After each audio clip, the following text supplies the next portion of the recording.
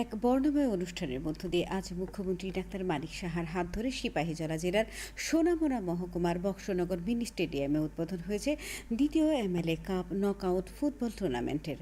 আজ থেকে শুরু হওয়া এই টুর্নামেন্টে মোট ১৬টি দল অংশগ্রহণ করবে। মুখ্যমন্ত্রী বলেন, সাধারণ মানুষের পাশাপাশি রাজ্য ও কেন্দ্রীয় সরকারের ঐকান্তিক প্রচেষ্টায় রাজ্যের বন্যা পরিস্থিতির মোকাবেলা করা সম্ভব হয়েছে। এরই মধ্যে এই ধরনের ফুটবল টুর্নামেন্টের আয়োজন করায় এলাকার বিধায়ক তাফাজ্জল হোসেনকে ধন্যবাদ জানিয়েছেন মুখ্যমন্ত্রী। অনুষ্ঠানে অন্যান্যদের মধ্যে বিধায়ক তাফাজ্জল হোসেন ছাড়াও উপস্থিত ছিলেন সিপাহীজলা জেলার অতিরিক্ত জেলাশাসক সুব্রত মজুমদার, পুলিশ সুপার বিজে রেড্ডি, প্রাক্তন সভাধিপতি সুপ্রিয়া দাস দত্ত সহ বিশিষ্টরা।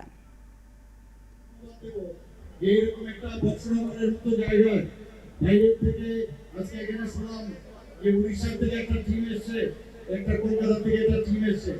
দুজনের খেলা এখানে, টিমের খেলা আমরা দেখবো এখানে, আপনারাও এটা উপভোগ করবেন।